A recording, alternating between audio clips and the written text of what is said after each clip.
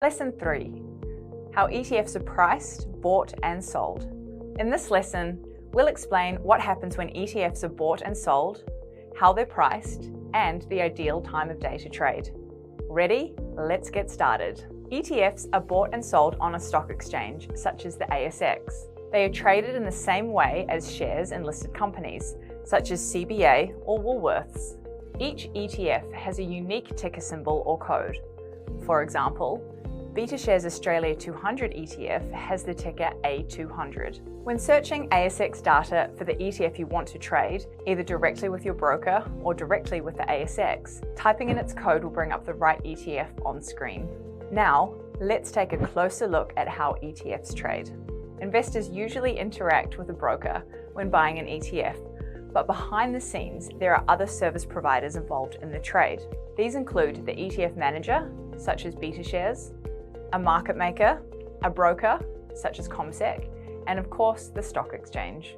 Look at an ETF like it's a bag of marbles, say a collection of 200 individual stocks, including the largest companies listed on the ASX. The process starts with what's called the creation mechanism. This involves a market maker who collects the marbles in a bag and passes them on to the ETF manager, such as BetaShares.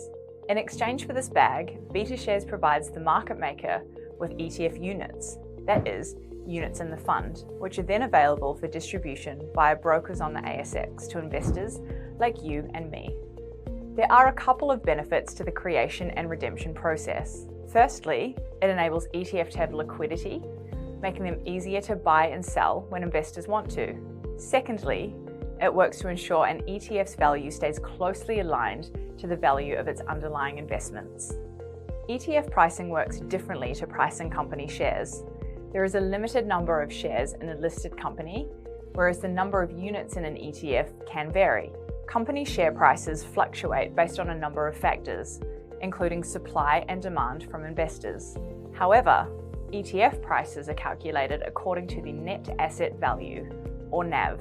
The NAV is the value of an ETF's underlying assets. That's not to say supply and demand doesn't affect the value of an ETF.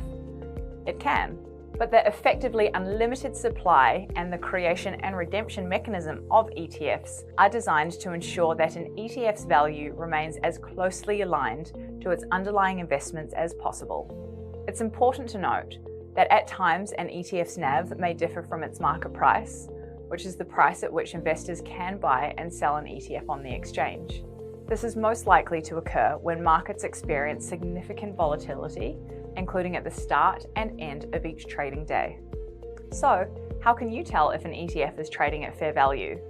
One way is by checking its market price and its NAV are similar before buying your units. Some ETF managers, like BetaShares, provide real-time indication of an ETF's NAV on their website, shown as the iNAV or indicative net asset value.